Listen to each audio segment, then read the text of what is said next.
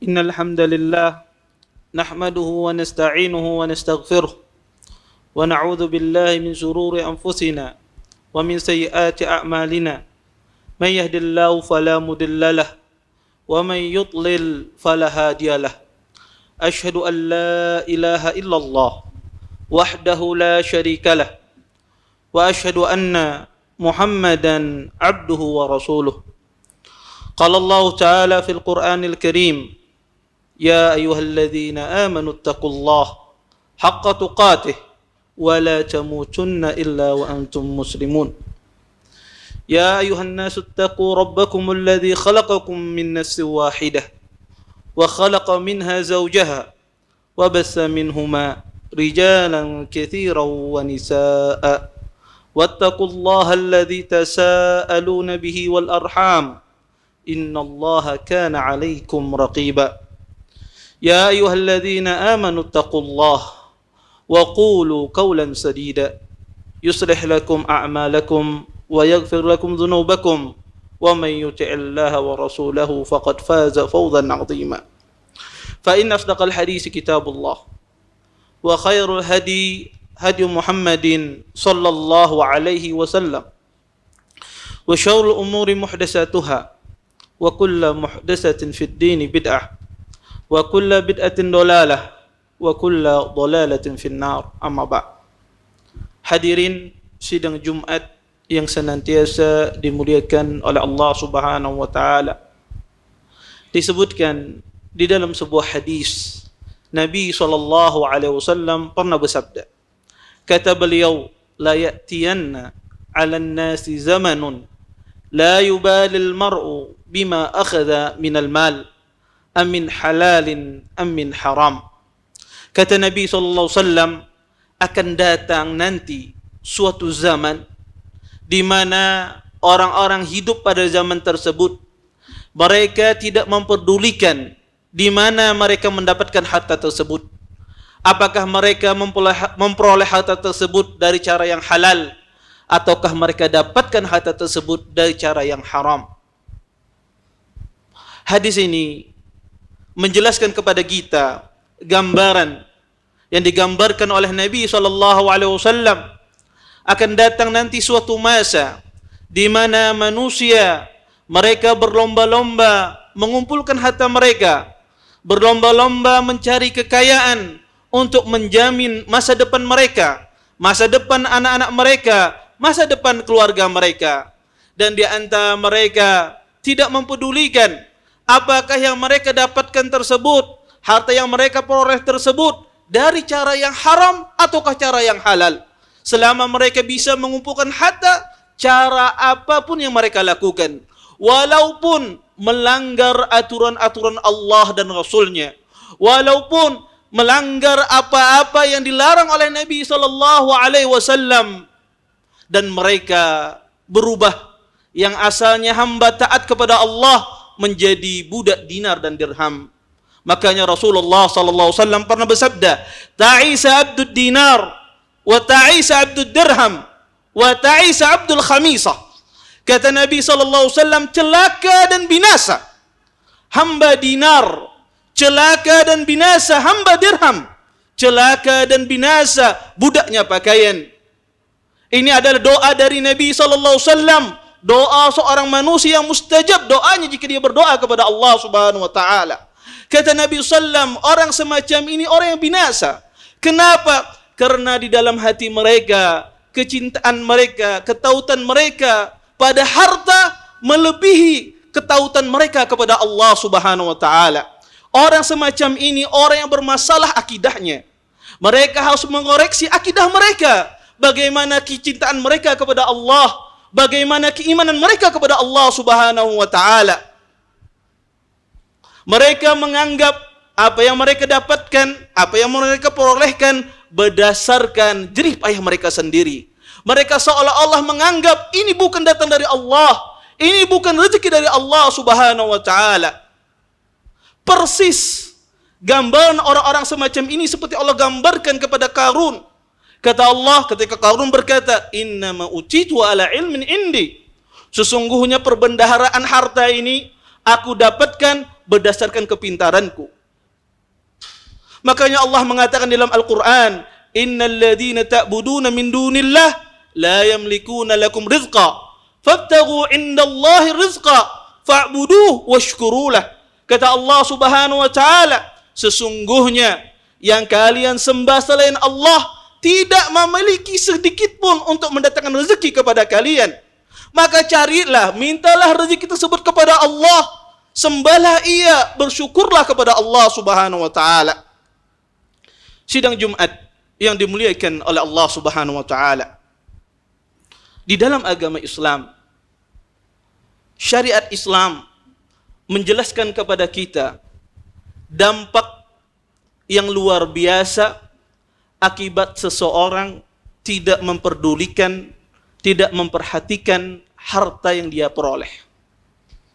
Harta yang dia ambil dengan cara yang tidak halal. Harta yang dia peroleh dari hal-hal yang tidak mendatangkan keridhaan Allah Subhanahu wa taala. Di dalam syariat Islam, Nabi sallallahu alaihi wasallam menjelaskan dalam banyak hadis, dan Allah Subhanahu wa taala juga menjelaskan dalam beberapa ayat dampak akibat seseorang tidak memperdulikan dari mana hartanya yang dia dapatkan. Allah Subhanahu wa taala berfirman kepada para rasul. Allah mengatakan, ya ayyuhar rasul, kulu minat tayyibat wa'malu salihan. Kata Allah Subhanahu wa taala, wahai para rasul-rasul, makanlah kalian dari sesuatu yang tayyib, dari sesuatu yang baik, dan dari sesuatu yang halal. Wa'malu salihan, dan beramal solehlah kalian. Para ahlu tafsir, mereka beristinbat dari ayat ini. Kata mereka, salah satu dampak dari seseorang memakan harta yang tidak berdasarkan keridhaan Allah Subhanahu wa taala, dari harta yang haram, menjadikan orang tersebut jauh dari beramal kepada Allah Subhanahu wa taala, menjadikan dia malas beramal, malas dia beribadah kepada Allah Subhanahu wa taala. Kata ahlu tafsir, ayat ini ketika Allah memerintahkan kepada para rasul-rasul untuk memakan makanan yang halal, untuk memakan makanan yang baik, setelah itu Allah kaitkan dengan amal soleh. Wa'malu saliha, beramal solehlah kalian, kata Allah. Kata para ulama, sesungguhnya orang yang memakan sesuatu yang haram tidak bisa dia bergairah, tidak bisa dia bersemangat dalam mengerjakan ibadah kepada Allah Subhanahu wa taala. Kalaupun dia beribadah kepada Allah, maka ibadahnya penuh dengan kemalasan. Ibadahnya penuh dengan ketidakridhaan kepada Allah Subhanahu wa taala. Padahal surga seorang mukmin di dunia ini, kebahagiaan seorang muslim di dunia ini terletak ketika dia bisa beramal saleh. Bahkan itulah surga seorang muslim di dunia ini. Dia merasa kenikmatan, mendapatkan kelezatan ketika dia beribadah, beramal saleh kepada Allah Subhanahu wa taala. Berkata Syekh Islam Ibnu Taimiyah, Inna fid dunyal jannah. Kata beliau, sesungguhnya di dunia ini ada surga. Barang siapa yang tidak bisa merasakan surga di dunia, dia tidak akan bisa merasakan surga di akhirat. Ditanya oleh Syekh Islam, apa itu surga dunia? Orang bisa mendapatkan kenikmatan, kelezatan ketika dia beramal soleh kepada Allah Subhanahu wa taala. Maka orang yang memakan dari sesuatu yang Allah haramkan, maka dia dijauhkan dari amal soleh. Dampak yang kedua, dan ini dampak yang luar biasa. Akibat seseorang memakan dari sesuatu yang haram, Allah Subhanahu wa taala tidak kabulkan doanya. Disebutkan di dalam sebuah hadis, Nabi SAW bersabda, yutilus safar, as'asa aghbar, summa yamuddu yadayhi ila as-sama' faqala ya Rab, mat'amu haram, wa mashrabu haram, wa malbasu haram, wa ghudhiya bil haram, fa anna yustajabu lahu. Kata Nabi SAW, ada seseorang melakukan perjalanan, rambutnya kusut dan berdebu, menunjukkan begitu letihnya perjalanan dia. Kemudian orang ini pun mengangkat kedua tangannya ke langit, sembari dia mengatakan, ya Rob, ya Rob, ya Rob, wahai Tuhanku, wahai Tuhanku. Dia berdoa dengan Allah dengan Asmaul Husna. Tetapi kata Nabi SAW, bagaimana orang ini dikabulkan doanya? Mat'amu haram, makanannya dari haram. Mashrabu haram, minumnya berasal dari sesuatu yang haram. Wa ghudhiya bil haram, diberi makanan dari sesuatu yang haram. Pakaiannya dari sesuatu yang haram. Fa'anna yustajabu lidzalik. Kata Nabi SAW, bagaimana mungkin doanya dikabulkan oleh Allah Subhanahu wa taala?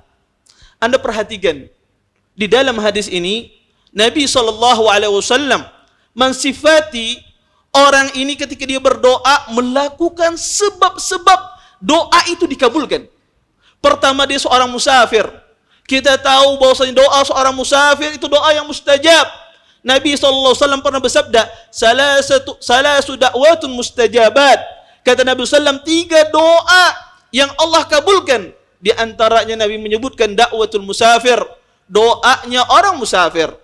Orang ini melakukan safar. Kemudian dia mengangkat kedua tangannya ke langit. Di antara sebab dikabulkan doa dan di antara adab seorang muslim berdoa kepada Allah, dia mengangkat kedua tangannya. Sesungguhnya kata Nabi SAW, innallahu yayyun karim. Sesungguhnya Allah itu maha pemalu dan maha pemurah. Dan Allah itu malu jika seorang hamba mengangkat kedua tangannya ke langit, ayyaruddahuma sifra. Allah menolaknya dengan tangan kosong. Maka orang ini mengangkat kedua tangannya ke langit dan dia memulai doanya dengan memuji Allah, dengan menyebut nama Allah Asmaul Husna. Banyak sekali sebab-sebab yang harusnya doa ini dikabulkan. Akibat makanannya dari suatu yang haram, minumannya dari suatu yang haram, pakaiannya dari suatu yang haram, maka Allah tidak mengabulkan doanya. Maka jangan heran ketika seseorang memakan dari suatu yang haram, dia ditimpa penyakit, ditimpa musibah, kemudian dia berdoa kepada Allah, doanya tidak dijawab oleh Allah, maka ingatlah, itu dampak dari suatu yang makan dari yang haram. Maka janganlah Anda heran ketika orang tersebut ada anaknya ditimpa penyakit, kemudian dia berdoa meminta kepada Allah Subhanahu wa taala, kemudian lambat doanya dikabulkan oleh Allah, maka janganlah Anda heran. Maka itu adalah salah satu sebab dampak ketika orang tersebut memakan dari sesuatu yang haram. Innallah wa aqulu qawli hadza wa astaghfirullah li wa lakum wa lisairil muslimin min kulli dhanb fastaghfiruhu innahu huwal ghafurur rahim.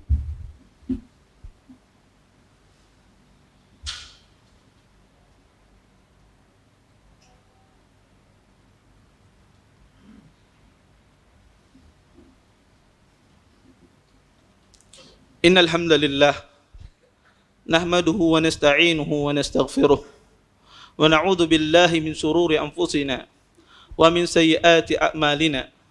May yahdihillahu fala mudilla lahu wa may yudlil fala hadiya lahu. Asyhadu an la ilaha illallah wahdahu la syarika lah wa asyhadu anna Muhammadan abduhu wa rasuluh. Hadirin sidang Jumat yang dimuliakan oleh Allah Subhanahu wa taala. Ketika kita hidup di dunia ini, maka ingatlah tentang firman Allah Subhanahu wa taala, "Wa ma min dabbatin fil ard illa 'alallahi rizquha." Kata Allah, tidak ada manusia, binatang yang hidup di muka bumi ini kecuali Allah Subhanahu wa taala menjamin rezekinya. Allah yang menjamin rezekinya. Dan ingat pula lah hadis Nabi sallallahu alaihi wasallam. Kata Nabi SAW, anna ahadakum la yakhruja minad dunya illa ayustakmala rizqah.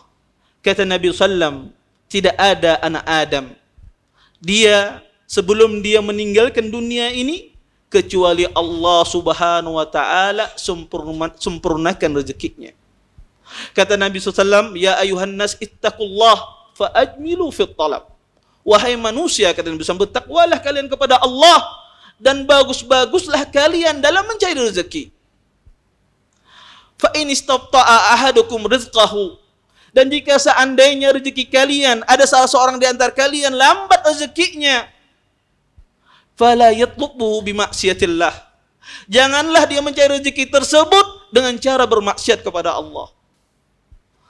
fa innallaha la yunalu fadlu bimaksiyatih. Sesungguhnya Allah Subhanahu wa taala, karunia di sisi Allah, rezeki yang ada di sisi Allah tidak didapatkan dengan cara bermaksiat. Dan seorang muslim harus yakin dengan hadis Nabi SAW. Ketika dia mencari rezeki semata-mata dia karena Allah, dia mencari rezeki untuk menafkahi anaknya, menafkahi keluarganya di suatu yang halal, dalam rangka dia menunaikan kewajiban sebagai kepala rumah tangga, maka ketika seorang muslim dia meniatkan mencari rezeki tersebut dalam bentuk ketaatan, dalam bentuk ibadah dia kepada Allah, pendekatan diri dia kepada Allah Subhanahu wa taala, maka Allah Subhanahu wa taala akan bukakan dunia untuknya. Ingat hadis Nabi sallallahu alaihi wasallam. Kata Nabi SAW, man kana hammud dunya, barang siapa hidupnya di dunia ini ingin mencari dunia, tamak dalam perkara dunia, apa saja yang diinginkan hanya untuk dunia. Apa kata Nabi SAW? Ja'alallahu al-faqr baina ainaih, Allah jadikan kefakiran di depan matanya. Wa farraqa alaihi syamlah, dan Allah cerai beraikan semua urusannya. Wa ma atat min dunya illa ma qaddara lahu, dan perkara dunia yang dia cari tidak akan datang kecuali apa-apa yang sudah Allah tetapkan untuknya. Dan sebaliknya Rasulullah SAW bersabda, wa man kana hammul akhirah, dan barang siapa hidupnya di dunia ini semata-mata dia hanya untuk beribadah, mendekatkan dirinya kepada Allah, dia mencari rezeki dalam bentuk takarrub dia, bentuk kedekatan dia kepada Allah, dalam bentuk dia menunaikan amanah yang diamanahkan kepada dia untuk menghidupi keluarganya, semata-mata dia peruntukkan untuk Allah Subhanahu wa taala, maka apa kata Nabi sallallahu alaihi wasallam? Ja'alallahu ghinan fi qalbih, Allah jadikan hatinya menjadi hati yang kaya. Wa jama'a syamlahu, Allah mudahkan semua urusannya. Wa atathu dunya wa hiya raghimah, dan dunia itu pun datang di hadapannya sedangkan dia tidak menginginkannya. Dunia mengejarnya sedangkan dia tidak menginginkannya.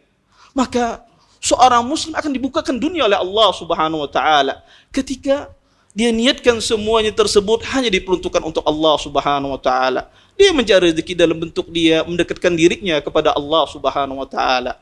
Mudah-mudahan kita dijadikan seorang muslim semata-mata kita mencari rezeki karena Allah Subhanahu wa taala memerintahkan kita untuk menunaikan amanah, memberikan nafkah kepada anak dan istri kita. Dan mudah-mudahan rezeki yang kita dapatkan dari rezeki yang halal, bukan dari rezeki yang haram. Innallaha wa malaikatahu yusalluna 'alan nabi. Ya ayyuhalladzina amanu sallu 'alaihi wa sallimu taslima. Allahumma shalli 'ala Muhammad wa 'ala ali Muhammad kama shallaita 'ala Ibrahim wa 'ala ali Ibrahim innaka Hamidum Majid. Allahumma barik 'ala Muhammad wa 'ala ali Muhammad kama barakta 'ala Ibrahim wa 'ala ali Ibrahim innaka Hamidum Majid. Allahumma ighfir muslimina wal muslimat wal mu'minina wal mu'minat al ahya minhum wal amwat innaka sami'un qaribun mujibud da'wat. Rabbana zalamna anfusana wa illam taghfir lana wa tarhamna lanakunanna minal khasirin. Rabbana atina fid dunya hasanah wa fil akhirati hasanah wa qina adzaban nar. Aqimis shalah. Terima kasih. Jazakumullahu khairan wa barakallahu fikum. Video ini dibuat atas partisipasi dari donasi Anda. Semoga menjadi amal jariah bagi Anda semuanya.